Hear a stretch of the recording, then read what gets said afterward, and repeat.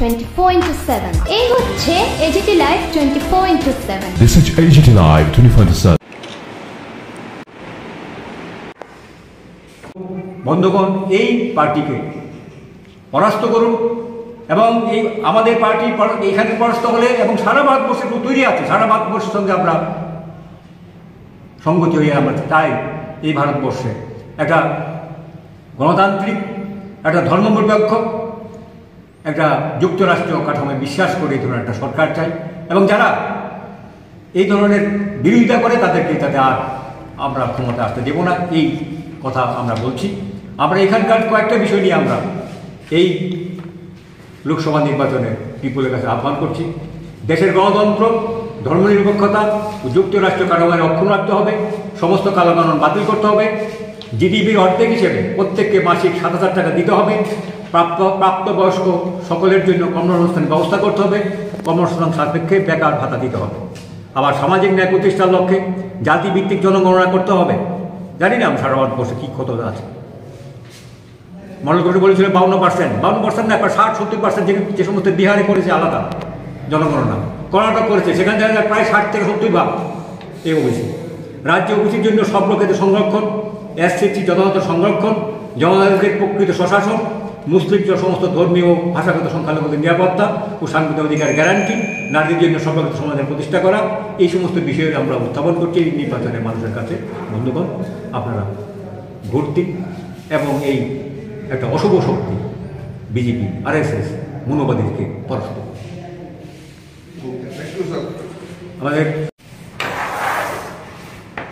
আমরা আজকে গণমঞ্চ ত্রিপুরা কেন্দ্রীয় কমিটির পক্ষে বর্তমান যে লোকসভা নির্বাচন সেই উপলক্ষে আমাদের যে বক্তব্য জনগণের কাছে তা বলার জন্য আপনাদেরকে ডেকেছি। আজকে এই সম্মেলনে, সাংবাদিক সম্মেলনে রয়েছেন আমাদের গণমঞ্চের কেন্দ্রীয় কমিটির সভাপতি যামিনী গোয়ালা, আমি working president Subrata Bhowmik, secretary Pradyut Majumdar, সদস্য লক্ষণ রায়, সদস্য বিশ্ববিদ্যালয়। যে কথা আমি বলতে চাই যে আজকে এমন একটা পরিবেশে এই লোকসভা নির্বাচন যে সেটা কোনো দল ক্ষমতা আসবে কি আসবে না এটা প্রশ্ন। ভারতবর্ষে গণতন্ত্র থাকবে, ভারতবর্ষের যে যুক্তরাষ্ট্রের ব্যবস্থা কি থাকবে, এই প্রশ্নে কিন্তু আজকে ভোটটা হচ্ছে।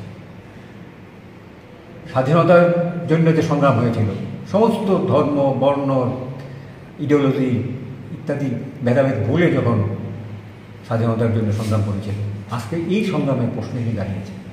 যার আজকে দেখুন আমরা এই গণমঞ্চের পক্ষ থেকে আমরা বারবার গত 10 বছর বলছি যে একটা বিপজ্জনক একটা শক্তি ভারতবর্ষে রাষ্ট্র ক্ষমতায় আসছে। 18 সালে আমরা বলছিলাম যে 18 সালে একটা বিপজ্জনক শক্তি কিন্তু এই রাজ্যের ক্ষমতায় আসছে, কিন্তু তখন অনেকেই ব্যাপারটা বুঝতে চায়নি বা বুঝেনি। এখন টের পাচ্ছেন 10 বছর পরে বা এখানে 6 বছর পর মানুষ কথা বলতে পারছে না। আচ্ছা বলুন তো দেখি আপনারা, শুধু কি বিজেপি 39% ভোট পেয়ে ক্ষমতায় এসছে, কোথায় পোস্টার দেখছেন সকাল অঞ্চলে? বিজেপি ছাড়া কোনো পোস্টার নেই। হোয়ারেজ 60% তাদের বিরুদ্ধে ভোট। মানুষের মধ্যে একটা ভীতি, ভয়, একটা এমন একটা পরিস্থিতি সৃষ্টি করেছে যেটা মানুষ কথা বলতে পারে না। এটা পরিবর্তন চাই, যার জন্য আমরা দীর্ঘদিন গত 10 বছর যাব এবং এখানে 6 বছর আমরা বলছি যে সমস্ত প্রতিষ্ঠান যারা প্রকৃতি চাও যে এই রাজ্যে গণতন্ত্র থাকুক, রাজ্যের মানুষ কথা বলতে পারুক, মানুষের যে উন্নয়ন, সে উন্নয়ন যাতে আরও এগিয়ে যায়, এটা হোক, আপনারা সবাই ঐক্যবদ্ধ হন। যা দেরিতে হলো ঐক্যবদ্ধ হয়েছে আজকে সারা ভারতবর্ষে।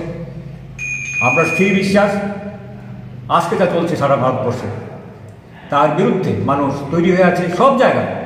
যতই 400 পার হবে, বিজেপি বলো, প্রধানমন্ত্রী বলো, মোদি বলো, তার যে দলের নেতার কর্মীরা বলো, আমি এবং গণমঞ্চের দৃঢ় বিশ্বাস আমরা মনে করি এই সরকার থাকছে না, আসছে না, এবং ত্রিপুরার 2টি আসন এরা হারাবে। আমরা গত 2 তারিখ আমরা গেছিলাম আমবাসাতে। সেখানে অপোজিশন যে রাজেন্দ্র রিয়াংয়ের যে মিছিল, বিশাল মিছিল এবং স্বতঃস্ফূর্ত মানুষের পরিবর্তনের, যেটাকে পরিবর্তন করতে হবে, এই বিজেপিকে হটাতে হবে, একটা দৃঢ় পথে আমরা দেখেছি সেই মিছিল এবং তার যে নমিনেশনের যে স্লোগান। তাই আমরা বিশ্বাস করি যে এই নির্বাচন ত্রিপুরার মানুষ, যেমন 2টি লোকসভা নির্বাচনে 2টি লোকসভায় এখানকার পশ্চিম কেন্দ্রে কংগ্রেসের প্রার্থী আশিস কুমার সাহাকে এবং পূর্ব আসনে সিপিআইএম প্রার্থী রাজেন্দ্র রিয়াংকে এবং রামনগর উপনির্বাচন সেখানে সিপিআইএম প্রার্থী রতন দাসকে বিপুল ভোট জয়ী করবেন আমাদের বিশ্বাস আছে। কিন্তু আমরা যে বিষয়টা নিয়ে গণমঞ্চ জন্মলগ্ন থেকে আমরা 2008 সাল আমাদের পার্টি জন্ম হয় রাজ্যে, আমরা সমস্ত নির্বাচনে বক্তব্য রেখেছি। গত বিধানসভা নির্বাচনে আমরা মনোবল কেন্দ্রে আমরা প্রার্থী দিয়েছি। এর আগে বিভিন্ন সময়ে আমরা বিভিন্ন প্রার্থী দিয়েছি, আমাদের বক্তব্য বলার চেষ্টা করছি। আমরা যেই জিনিসটা আমরা মানুষের কাছে পৌঁছে দিতে চাই যে এই যে সোশ্যাল জাস্টিস, সামাজিক যে বৈষম্য, সামাজিক যে বৈষম্য অভিযান, সেগুলির পরিবর্তন। এবং আজকে যারা বুঝতে চায় না, বোঝার চেষ্টা করেন না, এই যে হিন্দুত্ববাদ আজকে মাধ্যমে রাম মন্দিরের নামে হিন্দুত্ববাদ দিয়ে মানুষকে সুশ্রু দিয়ে হিন্দু বলে, মুসলমান বিরুদ্ধে একটা জিগির তোলে, খ্রিস্টান বিরুদ্ধে একটা জিগির তোলে একটা ভোটের জেতার চেষ্টা করছে। আসলে হিন্দুত্ববাদ শুধু ধর্মীয়ভাবে মুসলমানদের বিরুদ্ধে নয়, খ্রিস্টানদের বিরুদ্ধে নয়, এটা হিন্দু সমাজের একটি ব্যাপক মানুষ, ওবিসি, এসসি এবং ট্রাইবেল, তাদের বিরুদ্ধে। এরা এই পার্টি একটা মৌলবাদী পার্টি আরএসএস বিজেপি। এরা কাছে নারীরা সবাই শূদ্রাণী, ব্রাহ্মণের নারী ব্রাহ্মণ নয়, বৈশ্যের নারী বৈশ্য নয়, এখানে সব শূদ্রাণী। এবং ভারতবর্ষে এবং ত্রিপুরার প্রায় 90% মানুষ এই পশ্চিমবঙ্গ শ্রেণীর ওবিসি, এসসি, এসটি সংখ্যালঘু। এরা এদের যে অধিকার হরণ করতে চায়। আমি প্রশ্ন করি, যারা এই সমস্ত কেন যায় আমি জানি না, এই ওবিসি লোকরা বা এসসির লোকরা বা ট্রাইবেলের লোকরা বা মুসলমানদের লোকরা, তারা বিজেপির যে গণসংগঠন ওবিসি মোর্চা, এসসি মোর্চা, ট্রাইবেল মোর্চা, সংখ্যালঘু মোর্চা, কি বক্তব্যটা কি? আপনারা নিশ্চয়ই মনে আছে 2018 সালের নির্বাচন আগে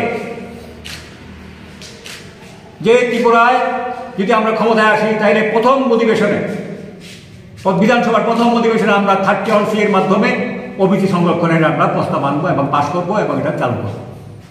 একটি কথা, বিশ্বের গণমঞ্চের পক্ষ থেকে গত 5 বছরের বিপ্লবের শাসনে, পরবর্তী সময়ে 6 মাসের মানিক শাহর শাসনে এবং এখন এই যে মানিক শাহর শাসন আমরা দেখা করতে পারিনি।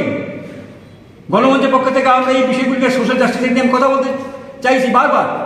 রতনলাল ওবিসি মন্ত্রী ছিলেন।